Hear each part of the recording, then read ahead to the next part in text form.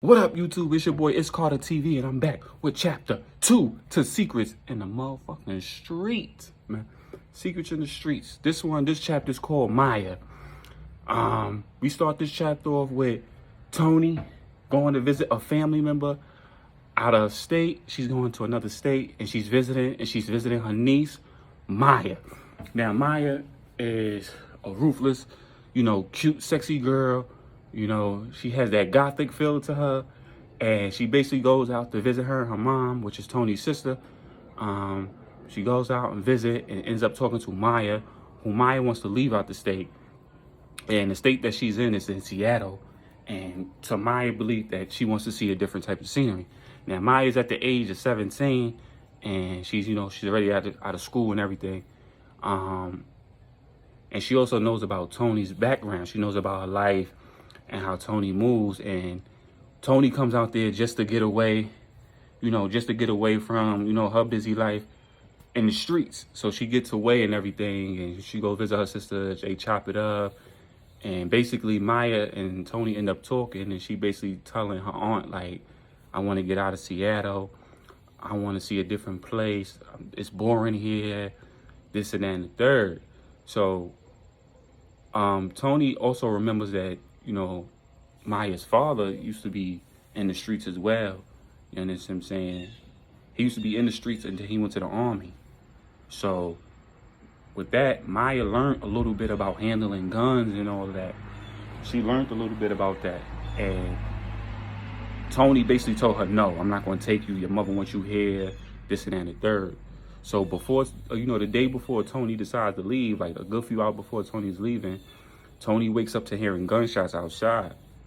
Now, where Maya and her mother live, they live in a suburban area, but like each house is like almost a good mile away. So each resident has their own privacy. They can make their own amount of noise or whatever the situation is. Maya's out shooting a handgun and she's shooting a rifle.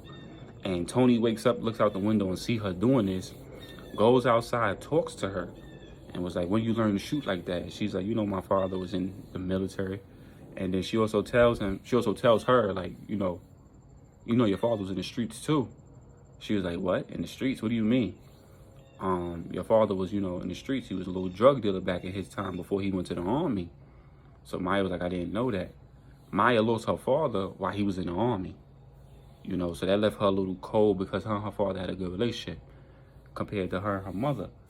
Now, Tony is now realizing, like, you could shoot and everything. You shoot pretty good. She was like, do you really want to come to New York and leave your mother behind?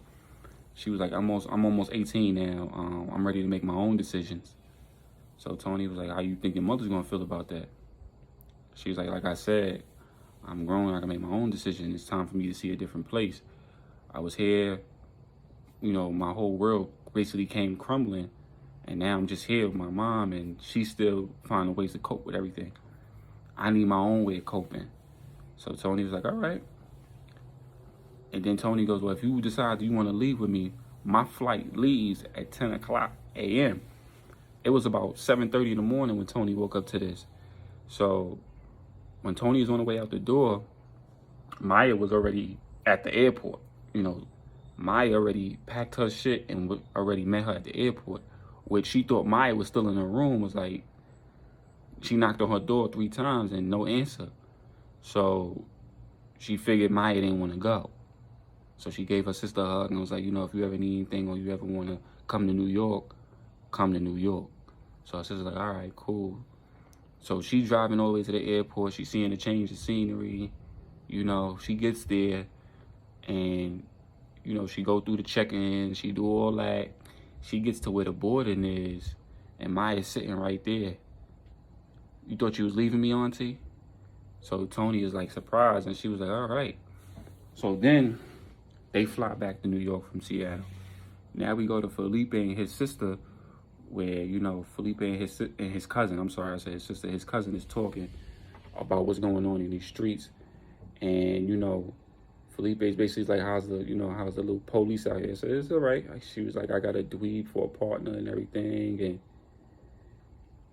yeah, it's going down. So Maya was on timing. Sheena was on time, and she was like, I got a dweeb for a partner, and you know, it's looking all right. I could move up real quick in this. I could move up real quick in this. Felipe said, that's good, that's good, that's good. And then he was basically asking about how shit out here in these streets. She was like, you know, it's a couple bodies out here you guys are dropping. You guys are killing kids. They're going to really put a task force out here if you guys don't calm some of this shit down. The reason why they doing such because y'all killing kids and, you know, they're innocent. They're innocent bystanders getting hit. You know, Felipe's, you know, his mafia team was coming in and they was hitting any and everybody. Kids, dogs, cats, grandmas, granddads. They was hitting anybody in the way was getting it. You feel me? There was like no remorse for Felipe's and his squad. So that left a big dent in the city for niggas to really get it in. So Felipe was like, all right, I'm gonna try to calm him down. I'm trying to make sure my people hit the right people this time. Then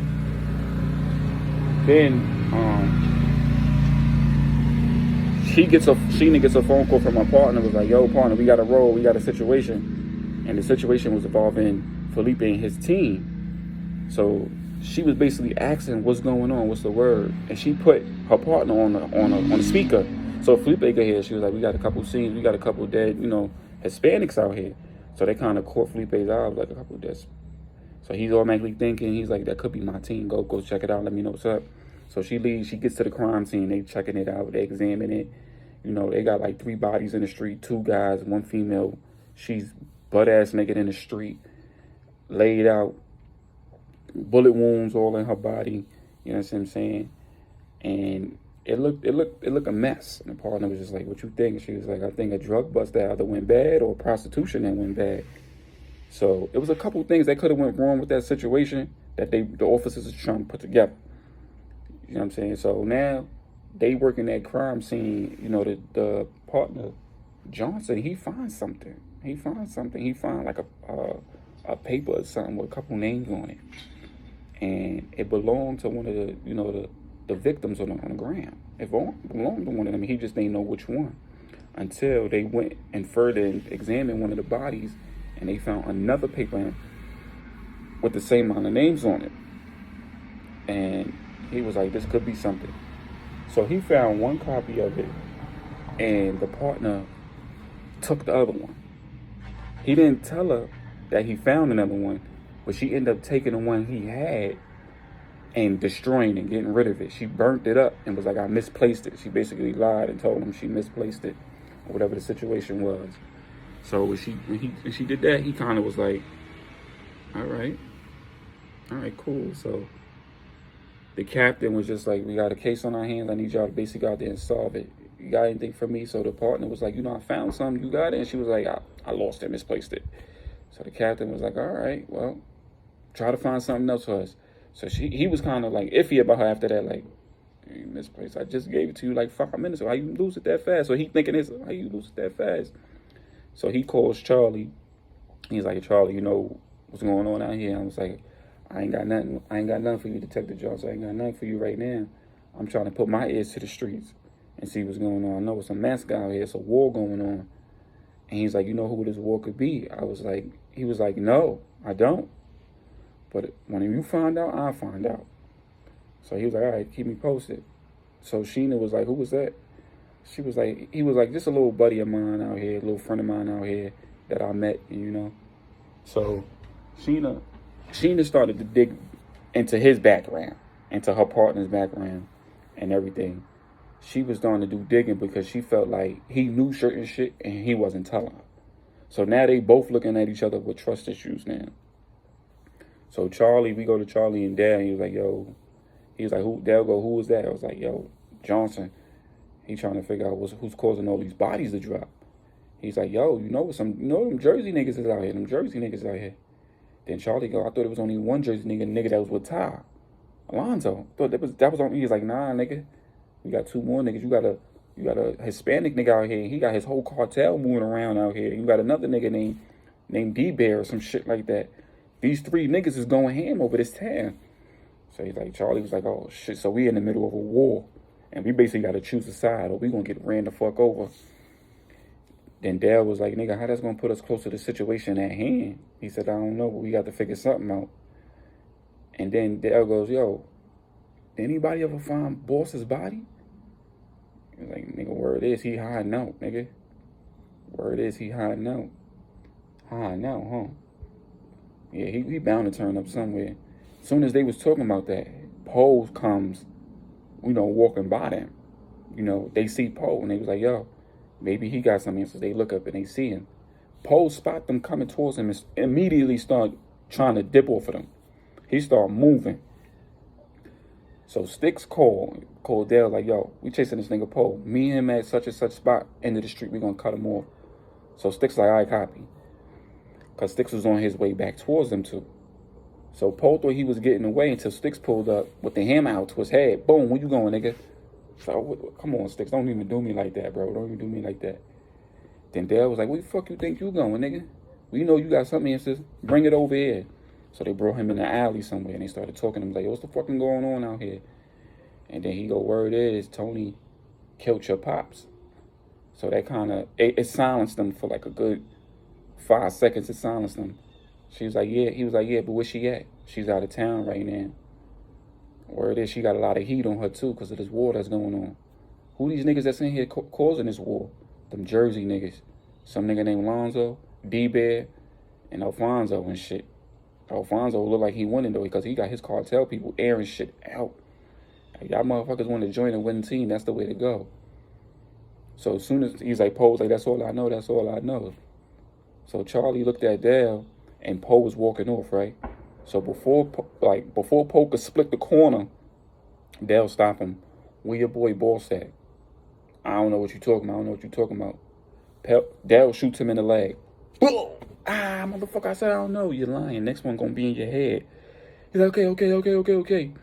He linked up with D-Bear and he's working under him. He's working under him. He's working with him. He's trying to find his way to get back at Tony and get his way back into the organization. Come on, man, don't fucking kill me. I told you everything I know. So the boss ain't dead, huh? That's another motherfucker we might have to worry about. All right, get the fuck out of here, Poe. Poe, like, you gonna pay for this motherfucker. Holding himself because he hurting. Then Sticks looked at him like, nigga, you ain't had to shoot that nigga.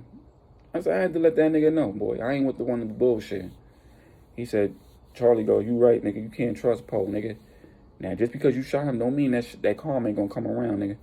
Be mindful of that, nigga. He's like, Charlie, you already know I'm on it. You already know I'm on it. So now we get back to the organization where the four of them is talking without Tony there. And Miss Indigo, she's speaking on behalf of Tony. Now, Miss Indigo's motive was to get Tony in because she was the only female part of the organization. You feel me? She was the only female there, and she wanted another woman there, so, it could even out the odds just a tad bit. And the three guys are starting to get weird, the situation going in Tony's neck of the woods. Mrs. Indigo steps in, and she was like, listen, ain't nothing going on. I was just there. It's all good. So they took her word for it. And they needed to meet up with Lou. Now, remember, Eddie, his brother got killed, and he still don't know what's going on with that situation. He still don't know what's going on. His son is missing Mink, and he still don't know what's going on with that situation. So now he's in America, from Germany. He's in America now, and the organization wants to do business with him so they can ship the goods in and get shit going. So on the last season, he did meet up with them. Now it's to get the shit going, and he wants the organization to find out what happened to his brother and where's his son. So basically, he's giving the organization a deal. You find out what happened with my peoples, I'll cut you a good deal in on a shipment. Now, all this is going down without Tony's know-abouts. You know what I'm saying? She arrives after the meeting went down. She arrives back in New York. When she first arrives, she gets, her little henchmen there. They telling her what's going on, and they was like, basically, your peoples had an interview with Lou. So she was like, they had an interview, like a meeting. What kind of meeting? I don't know. All we know is they had a meeting. So one of them look at him and they see Maya.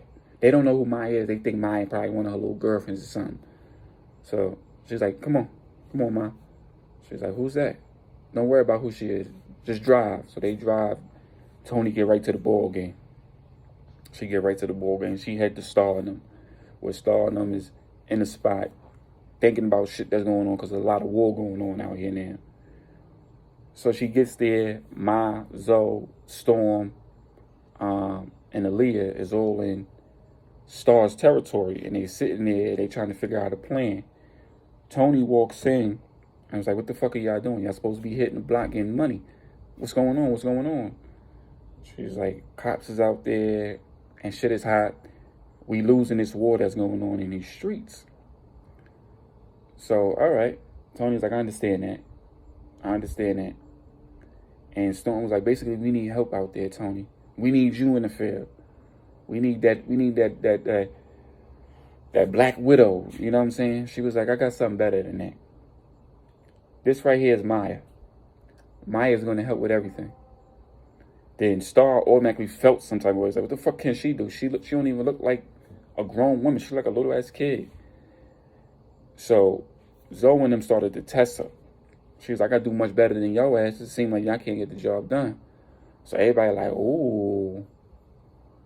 So Tony was like, this is my niece, and she's here to help. She ain't here to do nothing else but help you. Now listen, they don't know who Maya is. They don't know her face. So you use her face, you get close, and you take motherfuckers out. I don't want to hear shit else about it. You understand? Get the fucking work, ladies. Make sure y'all give her the rundown on who we beefing with, and let her finish the rest. She's going to exterminate motherfuckers. So Maya came in the game. It brought a little tension between the girls because Tony was relying on her a lot more than she would do with Star. Star was her go-to at one point in time. Remember, she brought Star up. Now that Star's, higher up and she needs a little assistance, she's not feeling that. She feel like she could do the shit by herself with her crew. Not the way this war going on, it's not. So what happened now is they start telling, Zoe and Maya start getting acquainted. You know what I'm saying? Zoe, Maya, and Mo. They start getting acquainted a little bit. You know what I'm saying? Star, Aaliyah, and Storm was just like iffy about the girl. They don't know who she is. They just know Tony got her, and she out here about to start doing shit. So Zoe and Mo go with her on one situation, and they describe to her what the dude look like. They face can't really be seen in the streets because it's wartime. You know what I'm saying? Any nigga who banging out or who getting money with the squad going dump at them firsthand. So what they do is they drop her off in the block where they had an encounter with D-Bear and his crew. So they drop her off over there, and she sees the guys. I guess she already know what time it is. So she changed her clothes. She get in her bag. She sees a crackhead walking down the street, and gives the crackhead $200 for his clothes. Takes his clothes, put it on, and start heading towards where them guys is at. She scopes the place out. You know what I'm saying? As she's over there, acting like a crackhead, getting the guys to let their guard down. Oh, it's just a crackhead, move on. They start pushing her around, pushing her. She getting back up. One of them punching her face, and she start bleeding. That ticked her off right there. So they turned her back on him. She instantly backed out her hammer and blew one guy head off. Boom! The other two look shot. Boom! Boom! She hits all three of them headshots. Boom! Boom! She go in a building where they, constructed and everything and start killing everybody in the fucking building. So the one dude who actually survives the shooting, he sees her and he instantly thinks she's a crackhead. It was like a crackhead, and he runs back to D-Bear and them and tell him what happened. So she calls Tony, was like, it's taken care of. This part is secure. Let's start moving shit in. So that first day, Zoe and Mo go back over there, and it's a crime scene. It's like guys everywhere. They automatically thought Maya was already over there dead. So it's like she probably got killed already. As they scoping the place out in the car, Maya jumps in the car. They turn around like, what the fuck? Who the fuck is you, bitch? She unveiled herself with all the crackhead clothing still on. It was like, come on, let's drive. Let's get up out of here. So they both look at each other like, what the fuck? You did that? Yeah, let's get the fuck out of here. Let's go. I'm hungry. So Mo look at her, was like, yo, what happened to your face? Nothing that couldn't be fixed. So right then and there, Zoe and Mo look at each other like, this bitch is the real deal. This bitch is the real deal. So now we go to KJ, he locked up and he in jail and shit. He's on the yard with the niggas. He's in the population. A couple niggas that know him, they see him and it's like, yo, you KJ, right? He like, yeah, what's up? What happened? Boy popped on him. Boop, boop. They start getting it on. Boop, boop. They start fighting and shit. right? Then a couple other niggas jump in the fight. KJ, you know, he holding his ground. He giving niggas hands and shit. Until one nigga come over with the shank and poke him. Boop. Poke him up. He felt the poke. They poked him like at least 3 times. Like a pin. Boop, boop.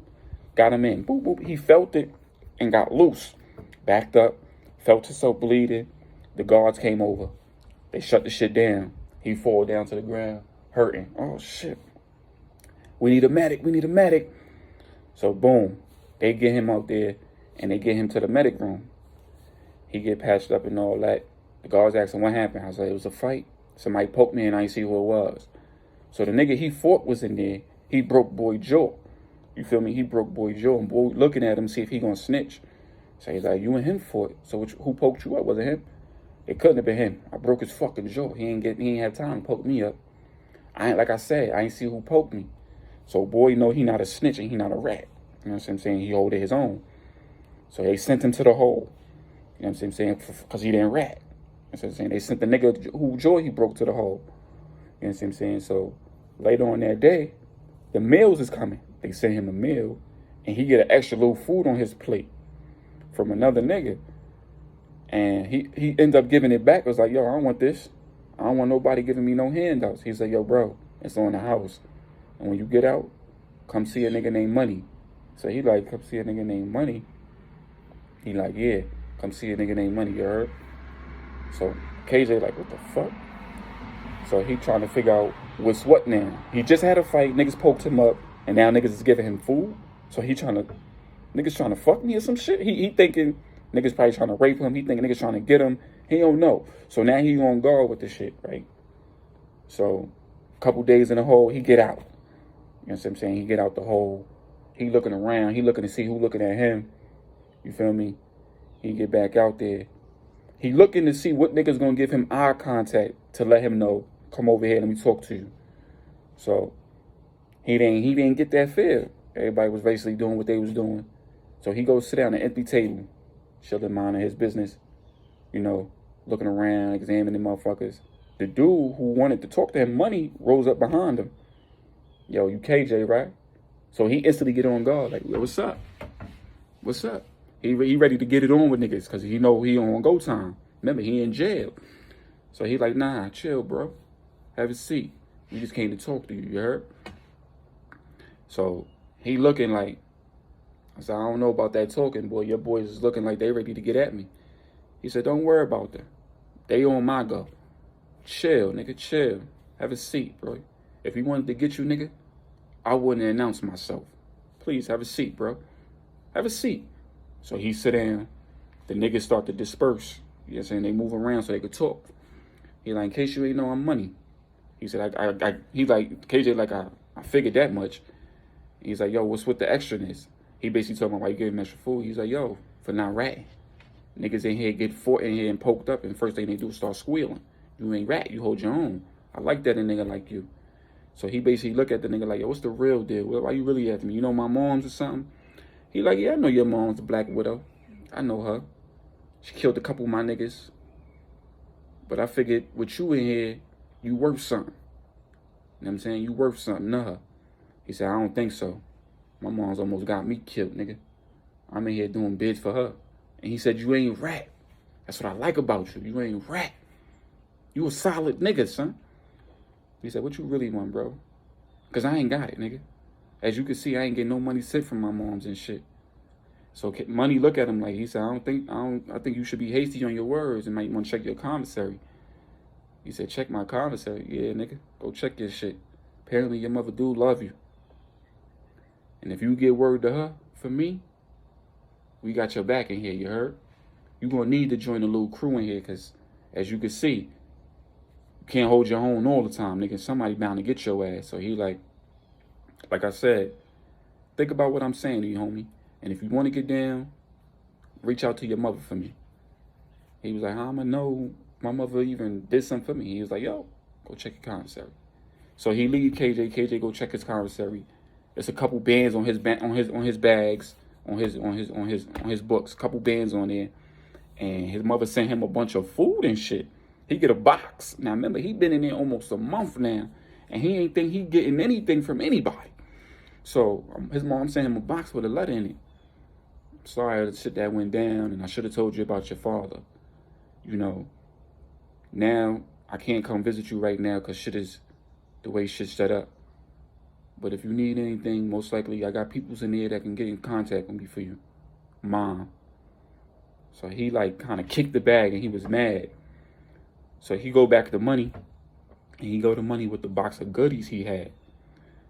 So he like, what, Bunny like, what the fuck is this? He like, I went in with the crew. Since I went in the crew, my crew eat what we eat. So Money like, what you think you gonna do? Take over this shit? It's my shit. I said, wait a minute. He like, wait a minute, bro.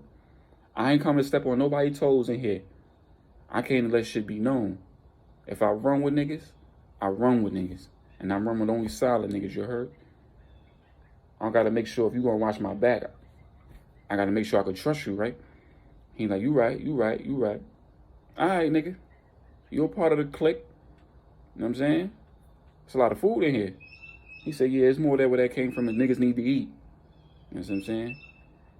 And word is, I know you could get word to somebody and get word to my mom's.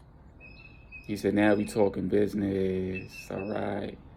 So now, we leave KJ in there in jail where he making friends now. We go back to Alonzo and Ty. Ty like, yo, this shit is getting hectic out here. Alonzo crew started dropping.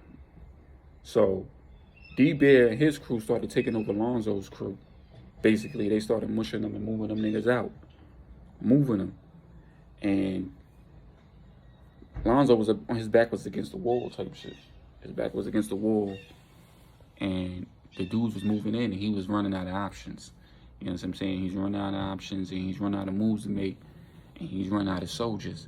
And he needed some help.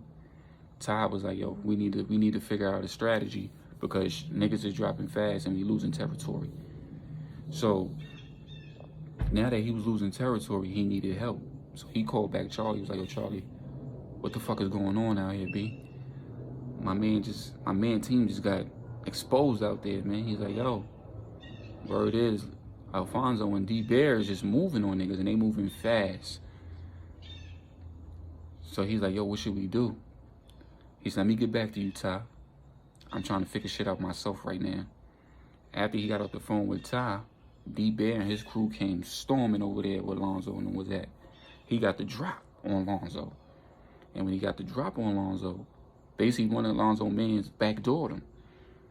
Him and Ty was coming out of a restaurant, and D-Bear himself and his crew came by dumping. Poof, poof, poof, poof, poof, poof, poof, poof. They hit Lonzo 3 times, and they hit Ty once, I think, in the leg. Yeah, he got hit once in the leg and shit. And Ty went down. Ty automatically thought Lonzo was dead. You feel me? D-Bear was like, yeah, motherfucker, this my town now. Boof. So D-Bear ends up taking over Lonzo's area, whole territory, and moving his people in once Lonzo went down.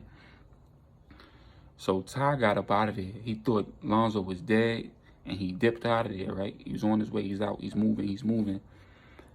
And he ends up collapsing on the floor because of all the blood he lost. He lost a lot of blood and shit. So with him losing a lot of blood, he ends up dropping on the floor. Somebody comes staring over his body. It's Spider. And we're going to end that chapter right there, man. Chapter 2, Secrets in the Streets. Tune in, y'all. It's your boys Carter TV, and I'm out. That's crazy, baby.